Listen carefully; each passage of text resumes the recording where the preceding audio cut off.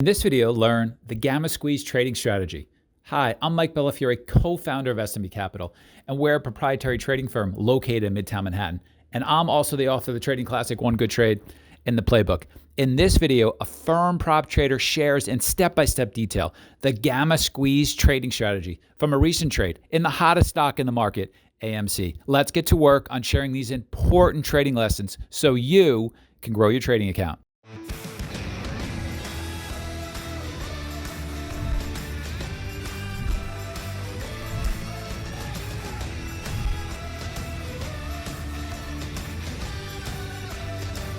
This is a Gamma Squeeze setup on AMC from about a week ago. Some of the things we're going to talk about is how there's so much edge in the setup, but when not traded properly, can put you in a pretty deep hole. Some of the things we'll talk about: best candidates for a Gamma Squeeze, trade strategy, the pull-in setup, some executions, reading the tape, and how we can improve. Hey, can you just get right into explaining what a Gamma Squeeze is? Yeah. So there's certain conditions that have to be met for a Gamma Squeeze to manifest. A Gamma Squeeze slightly differs from a short squeeze as it adds another layer of intensity because of the stock's underlying. A lot of the time we'll see money flowing into the call options from investors, which forces more buying activity, which can lead to an increase of volatility and range. So for some of the things that we need to see for a Gamma Squeeze to happen is it has weekly options. And then within these weekly options, you want to see lots of out-of-the-money call buyers near expirations. You want to see the stock in play, high R-vol, sector strong. So we'll see like in this trade setup is the Wall Street bet names are all running like GME, AMC, and a few others. And then a smaller float, stocks like Microsoft or Apple, or floats are pretty large. So you want to have names that can have some really large weekly volatility, maybe over 15% range in a week. EXPR, GME, and Triple BY is an example of this, and then high short interest. And we'll get to more of this specifically within how it worked within the trade AMC. And is there something that you use to screen for unusual call buying? Yes, a lot of this information I can find on Twitter. There is scanners you can pay for. I can't list the names on top of my head, but a lot of time as I look through at the end of the day on Twitter, and I'm looking for what is getting a lot of options activities, and I'll hear from other traders this information. That's great, but you might want to be thinking about, hey, how do you get some of that information delivered to you more readily as opposed to one-offs or chatter or in sort of in this non-systematic way. I mean, if this is something that can be so powerful, I'd want to know more of that. Mm-hmm. Well, with this, I'm actually looking at the open interest. So I can just pull up like the option chain and look at which strike prices have the highest open interest. And so that's the main way I'll actually use that data, is maybe not the inflow at the current time, but what's been happening from the past 2 days, or more importantly, the weekly calls, which has the highest interest, open interest. So with pull-in setups, you want to look, your entry is really based off your risk, is what you're willing to risk and what level you enter in. Let's say you see an inflection point and you see a larger time frame or a smaller time frame trend. You want to get in at as close as you can to that price, and prior to entering the trade, you want to know exactly where your risk is. And ideally, when price is pulling into this, you want to see decreasing volume as it pulls into support. And then reason to sell: reversal candle, break in EMAs, a lower high, or a break in trend. A lot of time with these setups, it might be better to be selling into the break of new high days or into an extension, as you can be getting really good exit prices. Another reason to sell: gets below VWAP, and then a change in character in the tape, thin on the bid, and you can see that sellers are in control as price is stepping down. As in regards to risk, this trade should work right away, as entries need to be based off clear and defined levels. Stop is determined before the trade is executed. If you want to learn 3 more real-world setups that our traders use, including the simple setup that we teach all of our new traders, and the setup that turned one of our traders into a 7-figure big money earner, check out the free webinar that we're currently running. Just go ahead and click the link that should be appearing now at the top right-hand corner of your screen. That will open up the free registration page in a new window, so don't worry, you won't lose this video. You can also visit tradingworkshop.com to register for this free intensive workshop. You're going to learn more in a couple of hours from this trading workshop than from years of online education. So Mike, this is where we'll talk about why the options or the underlying is so important. And this is really determined by the strike prices. So when gamma squeezes happens, there's three major players of why this can create so much range. First, it has to be a large increase in buyers, in this case, Wall Street bets and other popular online forums, which create a large imbalance of retail involvement. On this certain day, there's a 20% increase in AMC ticker sentiment. So this was one of the largest increase from the past few months, and that really caught my attention. And the second part of this is, with these retail buyers, they are likely to be purchased the out-of-the-money weekly calls near expiration, which forces the market makers who are selling the calls to delta hedge. One way they are delta hedging is by buying common stock of AMC, thus creating even more demand, and as the stock price increases, the more they have to hedge. This is really important. As price moves higher and higher, the more and more larger buy orders are needed to be executed to hedge against this call buying, thus creating a vicious cycle, and why these moves can get so parabolic. And then thirdly, we had 23% short float, so they had to cover when price was moving against them. When shorting is basically when the individual has to buy back the stock, and that creates more demand. And when these three mechanics are working together at the same time, it creates a similar effect to putting a microphone up to a speaker, and things can get amplified very quickly. Okay, let's talk about social media sentiment data. There's a new regime change in the marketplace right now. What is it? Buying calls, out of the money calls. These meme stocks are catching a bid and running, right?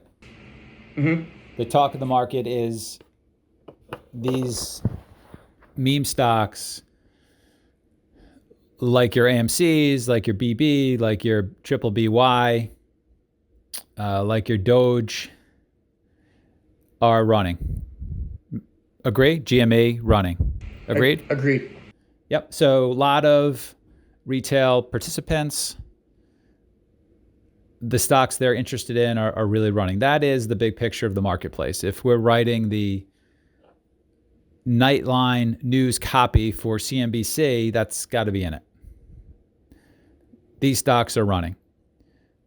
So, social media sentiment data in this regime right now, more important. And something we really want to be paying attention to and learning how to incorporate into our trading. So it seems as if you're using Wall Street Bets ticker sentiment. Why don't you just spend a little bit more time what you're doing there, where you're getting that from, how that's potentially helping you with your trade decisions. Yeah, so this website is called Swaggy Stocks. You can just do a Google search and you can find it. Basically, how I use this is I go on the website and I see which stocks are most trending on the day according to Wall Street Bets. What it does is it scans their website and sees, and it looks for, is there positive sentiment? Is there negative sentiment? And what is the overall activity in this name? So when I'm watching these names, I'm gonna see what name has the most retail volume. And on a day like today, we see AMC climbing up the list. Some days AMC will be higher than GME, and some days BlackBerry will be above GME.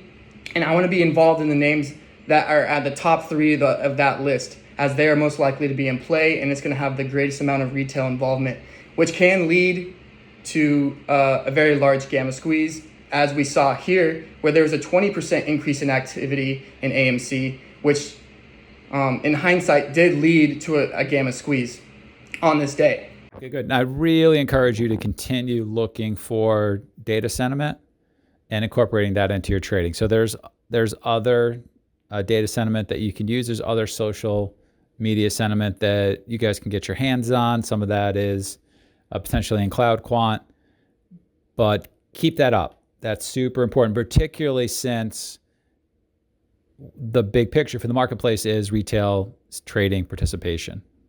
All right, so really good work there. All right, and then this is some bigger picture stuff. AMC was breaking out a larger time frame wedge.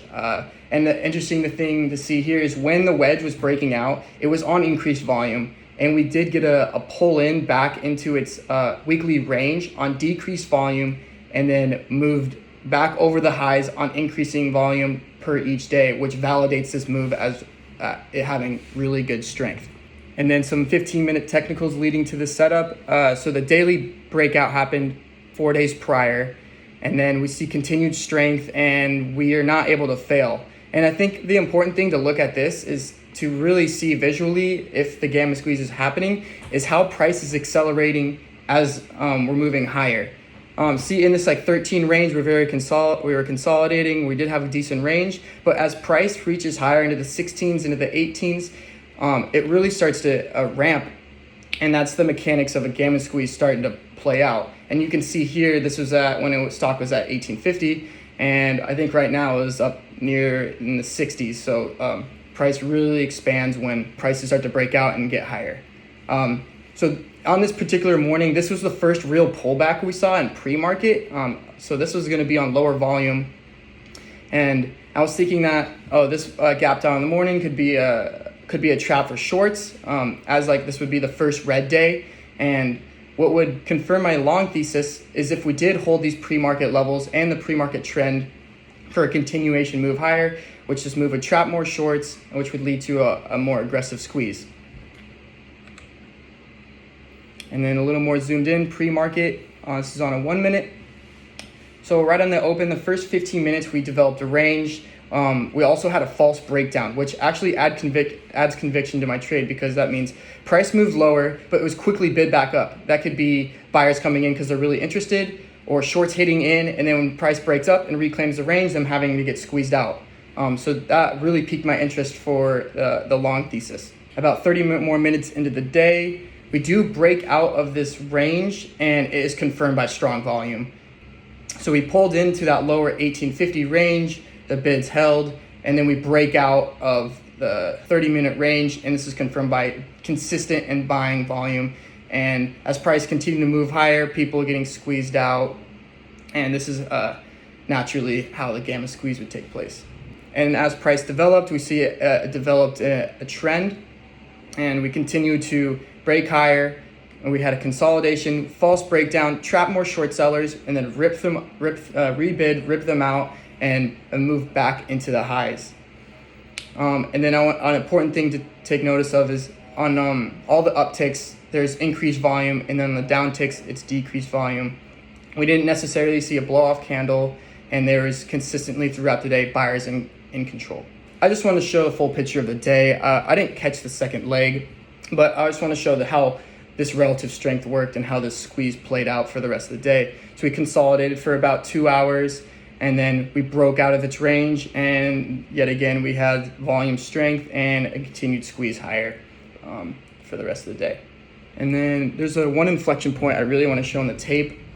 Mike, you talk about the see it moment, and then I just want to show this part right here. So this was the pre-market trend, this white line right here, and this is an inflection point of 1842 level. This was a level from pre-market and the previous day, and what I noticed was price was pulling into this level on decreasing volume. So this is a ideal pull-in setup. This is what got me excited, as there was confluence of pre-market trend and a previous day's level.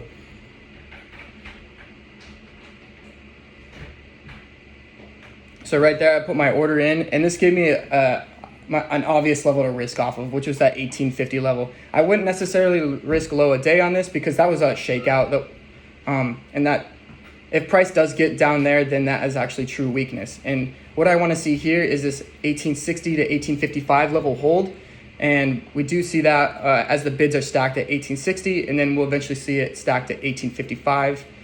And then coming off this level, we want to see expansion of volume and the speeding up of the tape. And we see that right about here.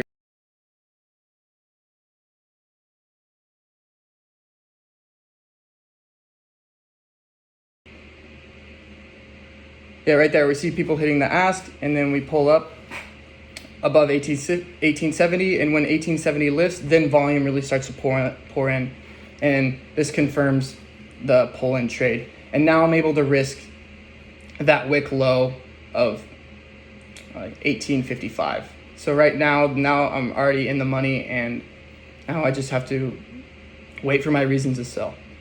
You just need to hold it until 76, sell it at Yeah. 76. It's hilarious that you're showing this in the 18. I mean, it's great that you are tipping off a potential really good trade around 18, when, as we speak right now, a couple of sessions later, the stock traded up to 76, traded down this morning into the 40s, and is now trading above 60 as we talk right now at this moment. And so, this is a signal that is worth studying. I do want to say, and talking about that see it moment, super important for you guys as you're growing as traders, super important if you are an elite trader. So yesterday I was chatting with Shark about AMC, and the range was 42 to 39.50. And when it got below 39.50, I chatted Shark and said, well, the intraday momentum is now to the downside. But what happened is it couldn't really trade below 38.80. So the stock should have gone down. A stock that has no business being up in the 40s. I don't mean that to be a dream killer to anybody. It just isn't worth where it's trading. This is a phenomena. It'll eventually will go back down. If you're long and you want this to go to 100, not rooting against that happening in any way, and that may happen. Hey, it may go higher than that. Crazier things have happened. But at some point, this is going to make some sense, and it's going to pull in, and it's going to be a single. It's going to be in single digits, unless there's an intervening factor. And again, I'm not trying to kill anybody's dreams.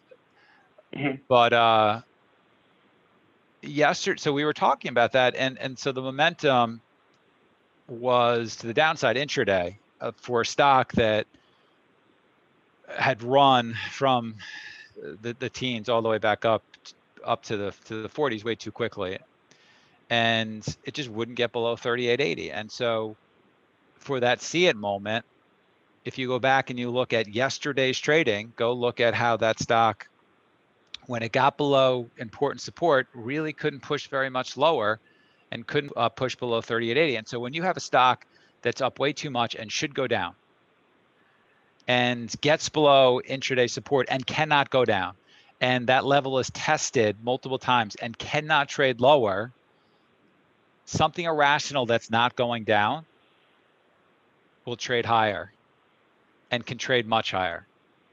And if you go back and look, that see it moment for yesterday's trading would have been a great open-minded long to get long from that 38.80-ish level, and the stock did really go to $76 yesterday. It closed in the 60s. But that's the importance of waiting for those see it moments. And one of the things that is super interesting is, look, there are guys in the desk who are elite, who are trying to get bigger, and they're trying to get better. And some of them in this AMC have gotten themselves in trouble by trading a short thesis with a lot more size. And we've been talking about how to offer them the best guidance. And some of these elite traders saw and see this AMC as a really big trading opportunity to the downside, particularly where it is now, and are stretching themselves to trade with more size. And I wrote a tweet about this today, maybe making more and being bigger as a trader is more about improving your open-mindedness and your patience. And so you could have been sitting there saying, hey, AMC is worth $6. It's at 18. This thing should go down. But if you're open-minded and you see that buying at that level, maybe it's a pretty easy long for you as a trader. And I was talking with super successful trader who was one of the primary co-participants in starting one of the great hedge funds in the US in history. And on this topic, he was saying that he's not a big believer in outsized risk for certain trades, that really works, and that some of the biggest trades start out as these innocuous ideas and very easy trades, see it trades. You're just sitting at your desk, you're being open-minded, you're watching the data, you're watching the price action, and you just develop this idea that this is a very easy long. You see it. Those can be, and often are, really effective trades, as opposed to sitting around saying, I really believe that AMC must go down. I really believe that this is a big opportunity. I need to put on more risk with this huge opportunity and risk more, because it just doesn't make any sense being at 18. It doesn't make any sense being at $42. It doesn't make any sense being at $60. All of those statements would have gotten you in a lot of trouble, right? And so love your thought about that see it moment and the importance of it. And just sharing, this has been a crazy stock, this AMC, during crazy times. And who's to say where this is going to go? Who's to say?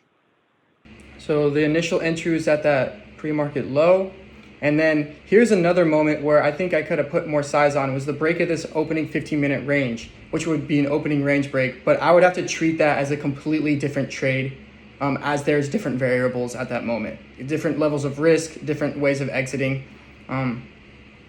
But instead of taking partials off at this previous day close and some resistance there, I could be holding and then just stair-stepping my stop up along the way as the price action and the volume develop.